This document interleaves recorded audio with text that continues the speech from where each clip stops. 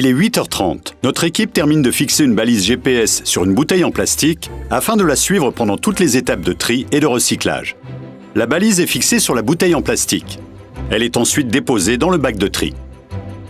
Les rippers récupèrent les emballages triés et embarquent notre bouteille. Ils poursuivent leur tournée. Une fois leur collecte terminée, ils se dirigent vers le centre de tri, à 15 km de là. Grâce à notre balise, nous la suivons à la trace. Le camion arrive dans le centre de tri. Les emballages collectés sont pesés, puis déchargés.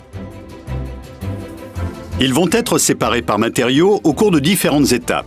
Le tri manuel, mécanique et optique. C'est comme cela que les erreurs de tri sont progressivement éliminées. Les différents emballages recyclables sont ensuite regroupés entre eux. Acheminés et stockés par matériaux dans ces compartiments, les emballages en plastique partent pour être compactés, puis rassemblés en balles.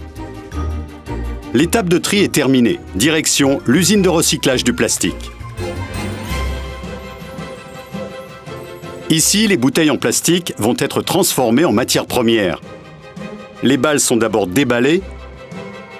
Ensuite, les bouteilles sont triées par type de plastique, prélavées et broyées en paillettes. Elles sont lavées, séchées et transformées en granules. À partir de ces granules, les préformes sont créées. Ce sont les embryons de futures bouteilles. Direction l'usine d'embouteillage à 5 km de là. Les préformes sont désinfectées et lavées. Maintenant stérilisées, elles sont chauffées et soufflées pour former de nouvelles bouteilles qui sont remplies, bouchées et étiquetées. Et prêtes à retourner bientôt dans les rayons.